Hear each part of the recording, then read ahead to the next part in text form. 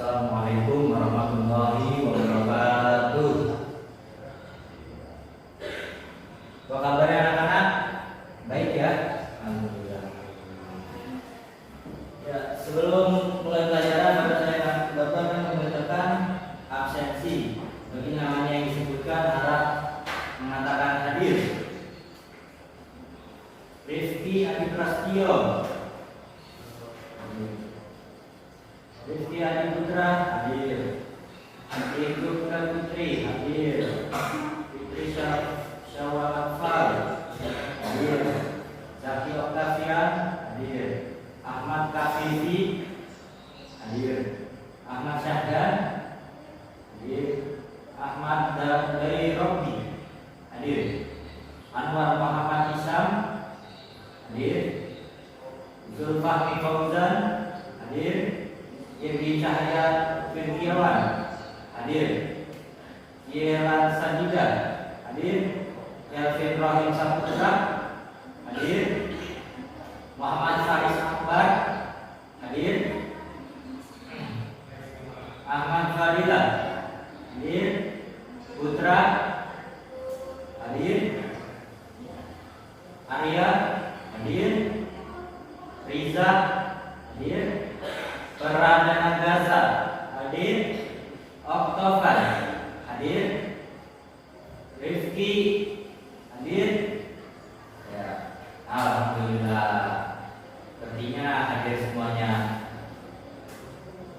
Ya, sebelum kita mulai pelajaran, mari kita membaca niat belajar bersama-sama. Bismillahirrahmanirrahim. Rabbi zidna ilman warzuqna fahman birahmatika ya arhamar rahimin. Amin. Ya, jadi pelajaran kita adalah Al-Quran hadis. Nah, jadi Al-Quran dan hadis sebagai pedoman hidupku. Keberadaan manusia sebagai khalifah di muka bumi ini tentu tidak lepas dari kewajiban-kewajiban yang harus dilaksanakan. Nah, tentu dalam menjalankan kewajibannya, kendala dan masalah pasti akan didapati karena kemampuan manusia yang terbatas. Pasti menjadi inti permasalahan. Apakah mereka akan mampu melewati kehidupannya dengan baik atau tidak? Maka dalam hal ini setiap manusia akan membutuhkan pegangan hidup yang akan menuntunnya pada jalan yang lurus. Nah, jadi Al-Quran dan hadis sebagai pedoman hidup kita. Untuk apa nih Al-Quran dan hadis? Sebagai atau menjadikan perjalanan hidup manusia terarah. Nah, dengan kita belajar Al-Quran dan hadis,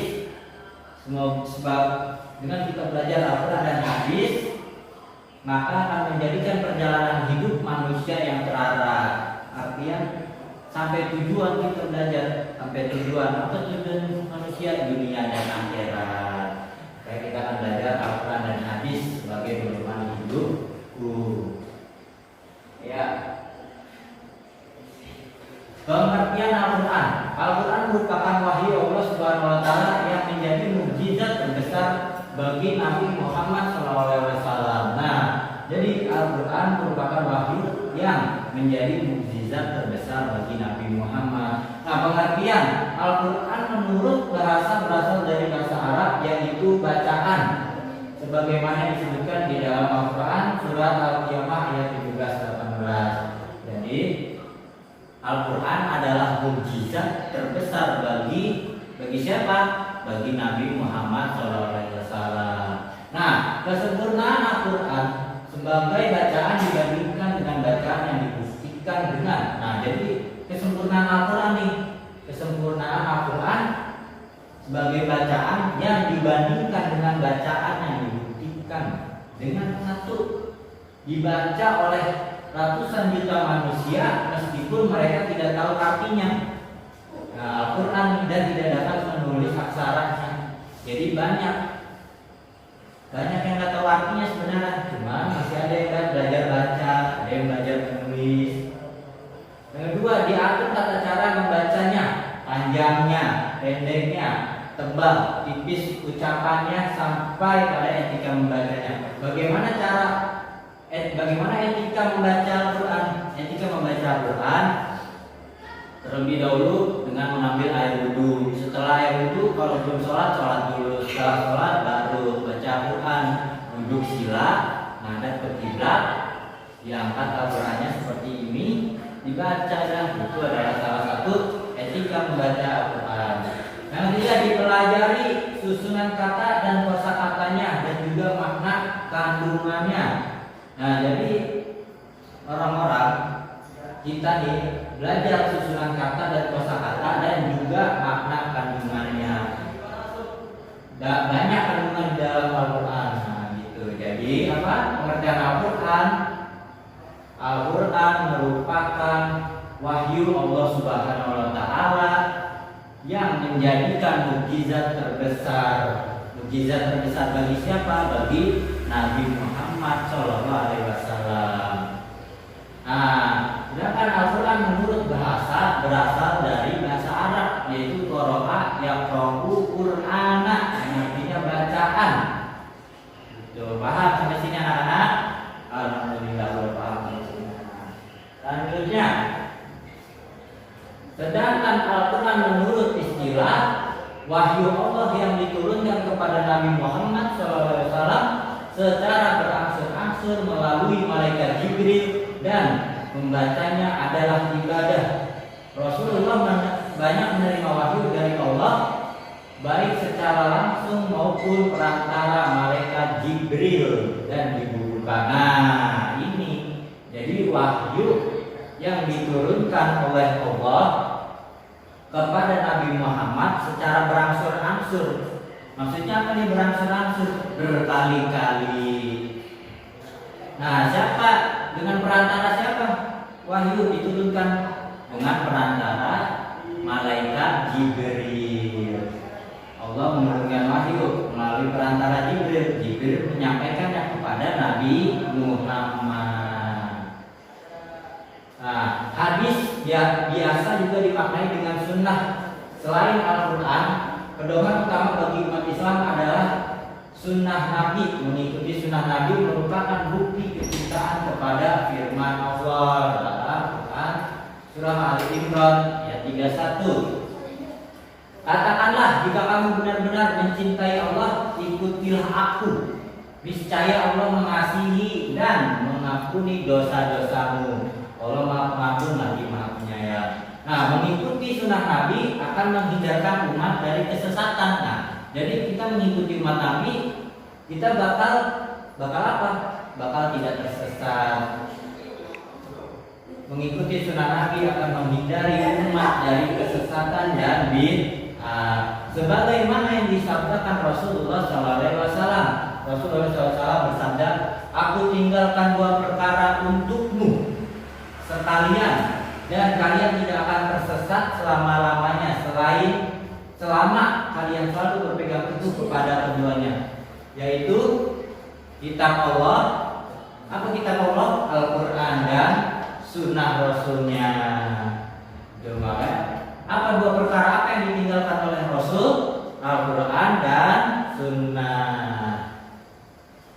Jadi apa yang pertama? Wahyu. Istilah Al-Quran sedangkan Al-Quran menurut istilah adalah wahyu Allah yang diturunkan kepada Nabi Muhammad secara berangsur-angsur melalui perantara malaikat Jibril. Jadi Nabi Muhammad dapat wahyu dari siapa yang nganterin wahyunya? Malaikat Jibril. Malaikat Jibril dari siapa? Dari Allah. Gitu. Dan tadi yang dua perkara apa? Yang dua perkara Al-Quran dan sunnahnya. Paham sampai sini anak-anak? Alhamdulillah. Kalau paham kita lanjut anak-anak. Nah, keistimewaan Al-Quran sebagai pedoman hidup umat manusia. Al-Quran memiliki beberapa keistimewaan dan kelebihan dibanding kitab-kitab suci lainnya. Di antaranya apa? Nah, jadi pedoman hidup manusia itu Al-Quran memiliki beberapa keistimewaan.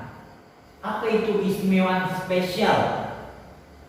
Tanda gantinya spesial dan lebih keistimewaan dan kelebihan dibanding kitab-kitab suci lain diantaranya.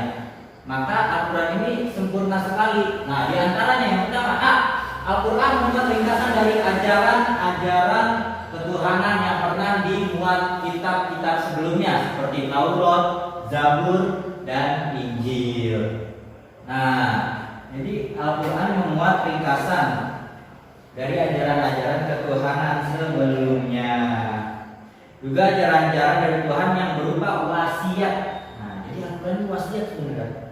Al-Quran juga mengokohkan perihal kebenaran yang pernah terkandung dalam kitab-kitab suci terdahulu yang berhubungan dengan peribadatan kepada Allah yang Maha Esa, beriman kepada Rasul yang membenarkan adanya balasan pada hari akhir, keharusan yang menegakkan hak keadilan dan berakhlak luhur serta berbudi mulia dan lainnya. Jadi dengan adanya Al-Quran meringkas ketiga kitab tadi, Zabur, Taurat, dan Injil. Itu diringkas semuanya di dalam satu kitab. Apa kitab itu? Al-Quran. Yang B, Al-Quran memuat kalam-kalam Allah yang dijadikan pedoman hidup manusia sepanjang masa, sehingga Al-Quran memang dikehendaki oleh Allah untuk kekal. Kewajiban kita menjaganya dari serangan pihak-pihak yang menginginkan Al-Quran musnah dan mengubah kemurniannya. Meskipun kita tidak mampu menjaganya, maka Allah pasti akan menjaganya, dan Allah sebaik-baiknya zat yang maha menjaga.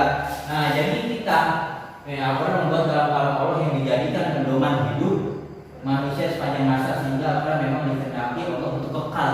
Maka dari itu kita harus benar-benar menjaga Al-Quran. Jangan sampai. Karena apa? Karena banyak pihak-pihak yang ingin memusnahkan Al-Quran. Maka kita sebagai umat Islam, kita harus benar-benar menjaga Al-Quran. Yang C, Al-Quran adalah sumber ilmu pengetahuan, sehingga seluruh fenomena yang terjadi di alam semesta yang merupakan ciptaan Allah juga tidak akan pernah kontradiktif dengan apa yang Dia ciptakan. Dari sudut inilah maka kita menyaksikan sendiri betapa banyaknya kebenaran yang ditemukan oleh ilmu pengetahuan modern ternyata sesuai dan cocok dengan apa yang terkandung dalam Al-Quran. Jadi apa yang ditemukan Allah memperkokoh dan merealisir kebenaran dari apa yang sudah difirmankan oleh Allah Subhanahu wa taala. Jadi yang C ini banyak ilmuwan nih, ilmuwan mencari tahu, mencari ilmu-ilmu, sehingga seluruh fenomena ini terjadi di alam semesta yang merupakan ciptaan Allah. Nah, para ilmuwan ini menemukan kebenaran di dalam Al-Quran dan tertulis di dalam Al-Quran. Para ilmuwan jadi menemukan ilmu di dalam Al-Quran, karena Al-Quran adalah sumber ilmu pengetahuan. Lanjut yang D, Al-Quran diturunkan oleh Allah Subhanahu wa taala dengan suatu gaya bahasa yang istimewa. Nah, istimewa, spesial, mudah, tidak sukar bagi siapapun untuk memahaminya dan tidak sukar pula untuk mengamalkannya. Sudah mudah, istimewa, mudah dipahaminya, dan mengamalkannya mudah. Inilah salah satu keistimewaan Al-Quran. Siapa yang menurunkan Al-Quran? Allah Subhanahu wa taala. Melalui siapa? Melalui Jibril. Jibril memberi siapa? Kepada Nabi Muhammad SAW. Nah, sampai sini paham anak-anak? Ini adalah keistimewaan Al-Quran. Nah, kita juga harus tahu, jangan asal baca aja. Baca Al-Quran ngapain sih? Nah, ini salah satu keistimewaan Al-Quran, agar kita tidak sia-sia membaca Al-Quran, karena kita sudah tahu, wah, ini dia keistimewaan Al-Quran. Al-Quran sebagai sumber pengetahuan. Al-Quran sudah membuat ringkasan dari ketiga kitab sebelumnya. Apa ketiga kitab sebelumnya? Taurat, Zabur, dan Injil. Nah, ini. Nah, sampai sini paham anak-anak? Alhamdulillah kalau sudah paham. Kita selanjutnya, nama-nama Al-Quran. Nah, menurut Imam Zakasi dan Imam Syuuti dalam kitab Al-Furqan, dalam kitab Al-Itqan disebutkan bahwa Al-Quran mempunyai 55 nama. Bayangin, Al-Quran punya nama 55 nama. Ada beberapa nama ya Al-Quran yang menunjukkan kebenarannya. Jadi kita tidak perlu gitu. Maksud kita tidak harus mengetahui yang 55 ini.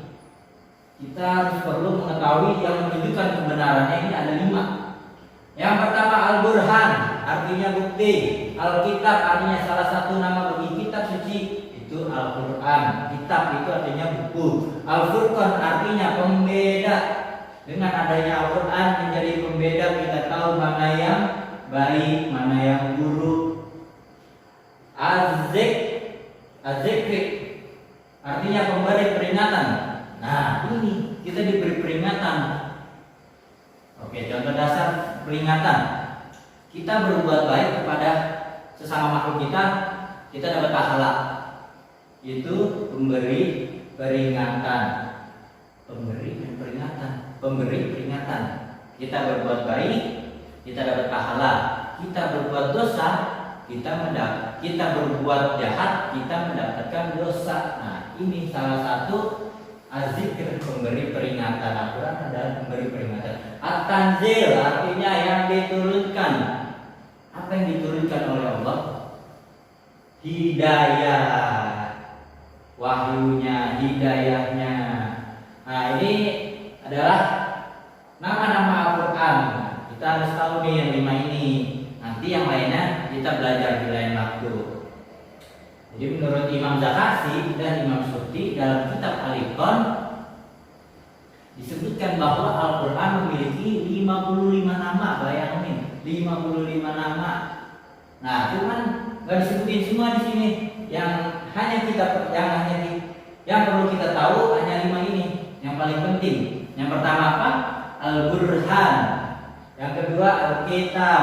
Yang ketiga Al-Furqan. Yang keempat Az-Zikri. Dan yang kelima At-Tanzil. Nah, Al-Burhan artinya apa? Bukti. Al-Kitab artinya buku. Al-Furqan artinya pembeda. Az-Zikri artinya peringatan. Dan At-Tanzil artinya yang diturunkan. Gitu, anak-anak. Gimana? Sampai sini paham anak-anak? Ini adalah nama-nama Al-Quran. Ya, kalau sampai sini sudah paham, kita lanjut. Pengertian hadis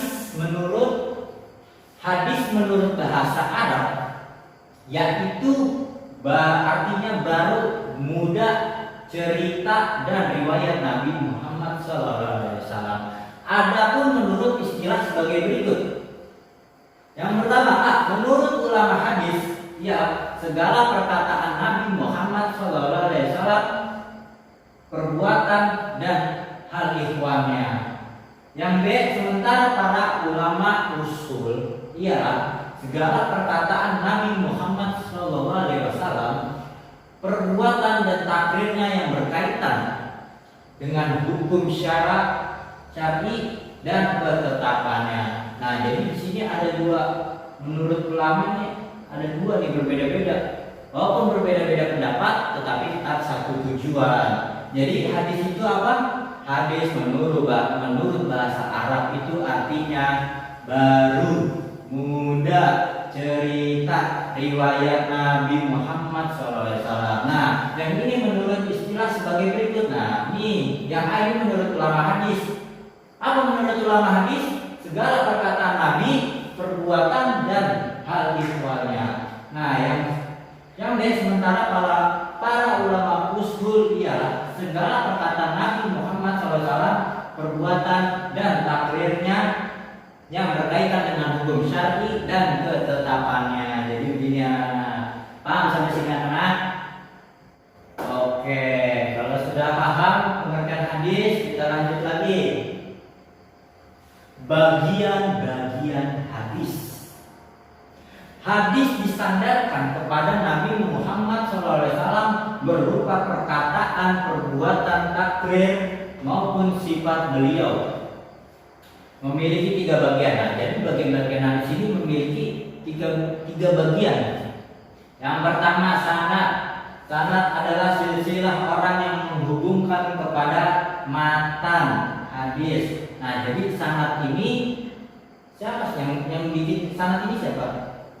sanad ini qala Rasulullah yang sanad adalah silsilah orang-orang yang menghubungkan kepada matan hadis. Yang B, matan adalah perkataan yang disebut pada akhir sanad. Jadi matan adalah perkataan yang disebut pada akhir sanad.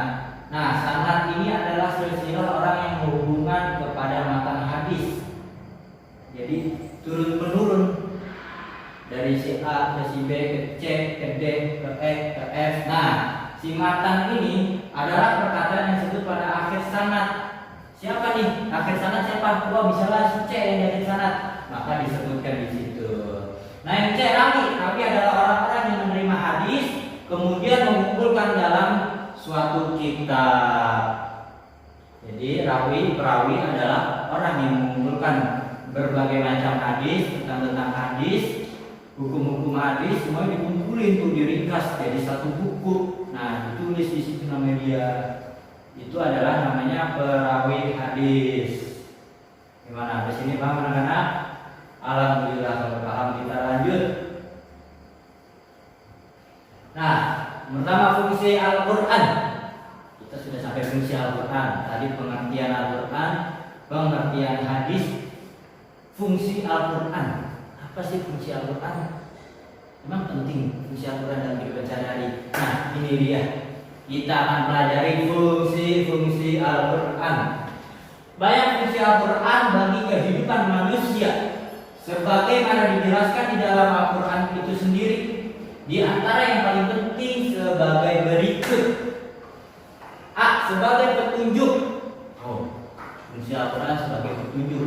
Pedoman, rahmat bagi orang-orang yang meyakini. Apa tadi? Petunjuk, pedoman, dan rahmat bagi orang-orang yang meyakini. Itu adalah fungsi Al-Quran. Lanjut yang B. Sebagai penawar bagi segala macam penyakit. Nah, ini penyakit apa nih? Kita sakit hati, pergi ke dokter, nggak ada obatnya. Obatnya ada di Al-Quran. Dengan membaca Al-Quran, maka sakit hati akan sembuh anak-anak. Yang C. Sebagai kabar gembira dan peringatan. Apa nih kabar gembira dan peringatan? Kabar gembiranya apa? Kabar gembiranya, kalau kalian orang soleh dan atau solehah, maka di akhirat akan masuk surga. Itu adalah salah satu kabar gembira. Dan peringatan. Nah, peringatannya apa nih? Tuh, Al-Quran, fungsi Al-Quran dikasih peringatan juga. Kalau kalian berbuat baik, kalian dapat apa? Dapat pahala. Jika kalian berbuat buruk, maka kalian dapat apa? Dapat dosa. Itu adalah salah satu peringatan di dalam Al-Quran. Yang D. Sebagai pembenar dan penyempurna kitab yang lalu. Nah, Al-Quran sebagai penyempurna kitab yang lalu. Apa sih kitab yang lalu itu apa? Yang kitab yang lalu itu ada 3. Yang pertama Zabur, Taurat, Injil. Nah, disempurnakan tuh di dalam satu kitab. Apa kitab itu? Al-Quran. Nah, yang E. Sebagai pembeda antara yang hak dan yang batil. Nah, ini dia fungsi Al-Quran. Salah satunya paling penting di dalam kehidupan sehari-hari kita atau untuk diri kita sendiri. Jadi pembeda antara yang hak dan yang batil, antara yang halal dan yang haram, antara yang baik dan yang buruk. Dengan kita belajar membaca Al-Quran atau mempelajari Al-Quran, kita jadi tahu bahwasannya Al-Quran sebagai pembeda antara yang hak dan yang batil. Jadi kita tahu tuh mana yang halal, mana yang haram. Yang F. Al-Quran sebagai penerang. Al-Quran sebagai penerang atau hidayah. Salah satu fungsi Al-Quran yang paling penting sebagai penerang. Penerang siapa? Penerang hati kita, agar kita tahu siapa pencipta kita, siapa yang membuat muka bumi ini. Nah, jadi Al-Quran yang terakhir adalah Al-Quran sebagai penerang atau hidayah. Nah, jadi ini adalah fungsi-fungsi Al-Quran. Jadi kita nggak bingung lagi nih. Kalau ditanya orang, ngapain kamu belajar Al-Quran? kita kasih tahu fungsi Al-Quran ini sebagai petunjuk, pedoman, dan rahmat bagi orang yang meyakini, sebagai penawar berbagai macam penyakit, sebagai kabar gembira dan peringatan, sebagai pembenar dan penyempurna kitab yang lalu, sebagai pembeda antara yang hak dan yang batil, dan Al-Quran sebagai penerang hidayah. Nah, jadi di sini paham anak-anak? Ini adalah fungsi-fungsi Al-Quran. Ya, kalau sudah paham, kita lanjut bab selanjutnya. Fungsi hadis. Jadi kita belajar pengertian Al-Quran, pengertian hadis, fungsi Al-Quran, fungsi hadis sekarang. Fungsi hadis juga memiliki beberapa fungsi yang penting. Di antara fungsi hadis itu adalah sebagai berikut. Ya, mengukuhkan. Nah, mengukuhkan atau menguatkan hukum-hukum yang disebutkan dalam Al-Quran. Jadi, salah satu fungsi hadis adalah menguatkan hukum-hukum yang ada di Al-Quran.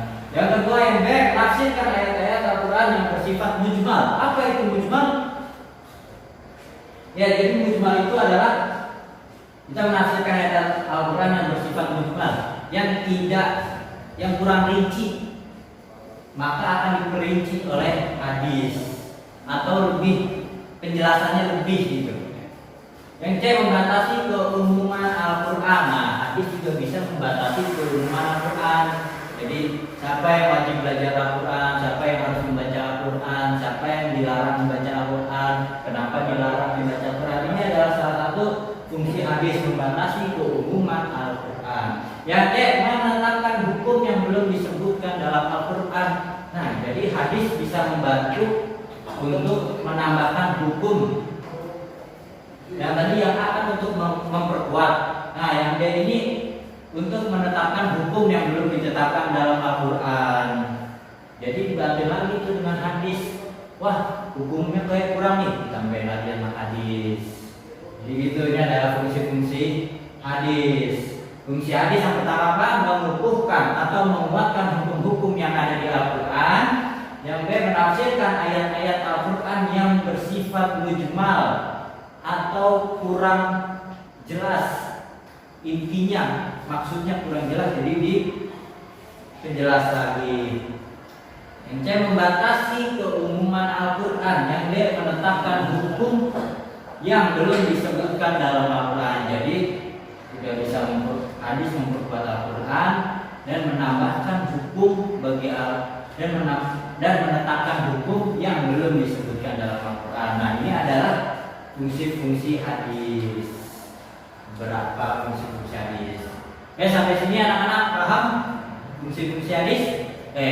Kalau kira sudah paham, kita selanjutnya cara-cara memfungsikan Al-Quran dan hadis dalam kehidupan keseharian. Adapun cara memfungsikan Al-Quran dan hadis dalam kehidupan sehari-hari adalah sebagai berikut. Nah, ini cara memfungsikan Al-Quran dan hadis di dalam kehidupan siapa? Dalam kehidupan sehari-hari kita semua. Yang pertama, sebagai pedoman dalam kehidupan pribadi, sebagai pedoman bagi dalam kehidupan pribadi. Yang kedua, sebagai pedoman dalam kehidupan keluarga dan rumah tangga. Sebagai pedoman dalam kehidupan keluarga atau rumah tangga.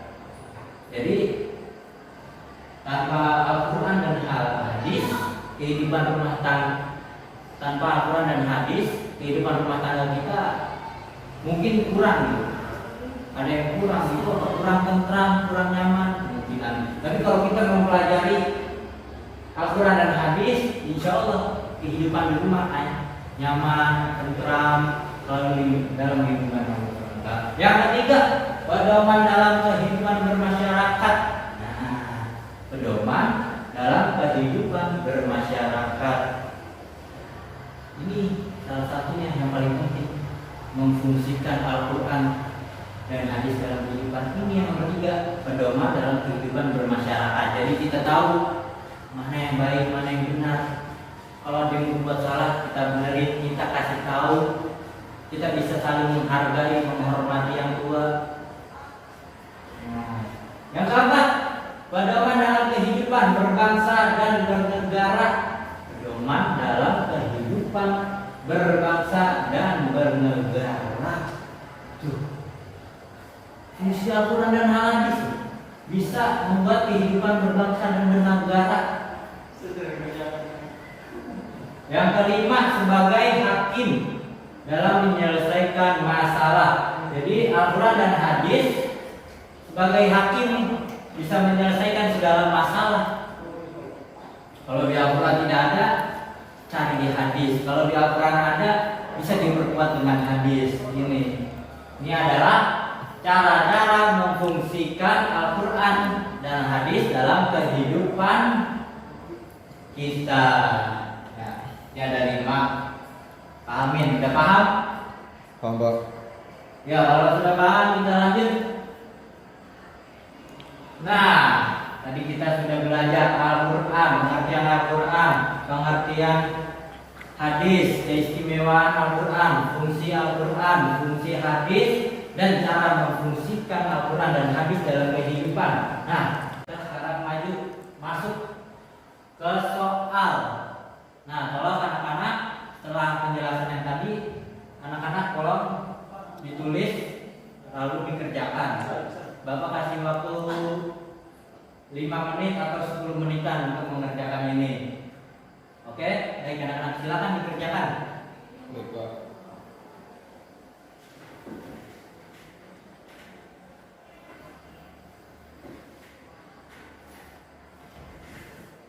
Ya. Yang pertama, Al-Quran menurut bahasa berasal dari kata. Nah, gampang, ini mudah, sangat mudah untuk dijelaskan. Ya, ditulis, diisi. Dikerjakan ya anak-anak. Mudah sekali nih. Bapak yakin kalian semua bisa.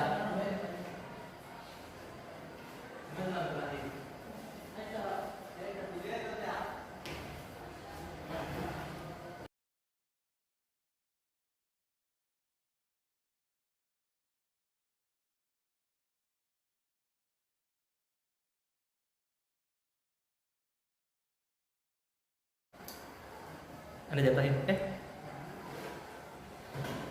Ya, Bapak kira sudah cukup waktunya? Wah, sudah melebihi dari 10 menit ya. Sudah kira.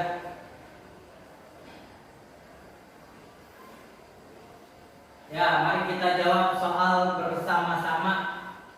Walaupun kalian sudah tulis dan sudah kalian isi, tetapi jika ada yang benar dan ada yang salah. Kalau yang benar, alhamdulillah. Kalau yang salah, tolong dibenarkan ya. Yang pertama, Al-Quran menurut bahasa berasal dari kata apa nih? Kata apa? Qara'a yaqra'u Qur'ana, yang artinya apa? Membaca. Yang kedua, kepada siapakah Al-Quran diturunkan dan melalui siapakah Al-Quran diturunkan? Nah, siapa nih? Pada siapakah Al-Quran diturunkan? Kepada siapa Al-Quran diturunkan? Kepada Nabi Muhammad SAW. Dan melalui siapakah Al-Quran diturunkan? Melalui perantara siapa Al-Quran diturunkan? Melalui perantara malaikat. Malaikat siapa? Jibril. Yang ketiga, ada 2 perkara yang ditinggalkan Rasulullah. Apa itu? 2 perkara itu apa? Yang pertama, Al-Quran, dan yang kedua, Sunnah. Yang keempat, apa saja keistimewaan Al-Quran? Ayo, apa keistimewaan Al-Quran? Keistimewaan Al-Quran. Al-Quran membuat ringkasan dari kitab sebelumnya. Apa kitab sebelumnya? Taurat, Zabur, dan Injil. Nah, dan keistimewaan Al-Quran, kalam-kalam Allah dijadikan pedoman bagi siapa? Bagi umat Islam. Yang kelima, apa kitab sebelum Al-Quran? Apa kitab-kitab sebelum Al-Quran? Taurat,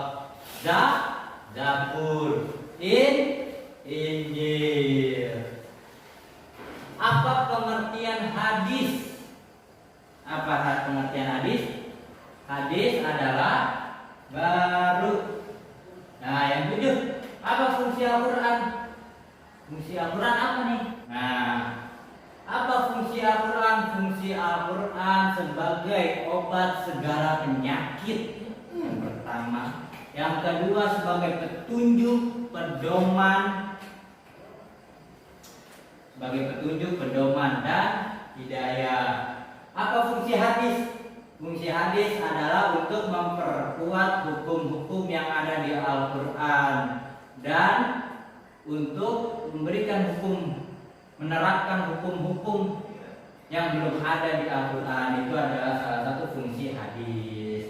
Ya anak-anak, yang salah-salah tolong dibenarkan, yang benar-benar alhamdulillah. Kurang lebihnya sampai sini paham ya anak-anak? Oke. Karena waktu sudah mau habis, Bapak harap kalian anak-anak semuanya paham dengan pelajaran Al-Quran sebagai pedoman hidup kita. Semoga kita semua dapat mengamalkannya dalam kehidupan sehari-hari kita. Ya kurang lebihnya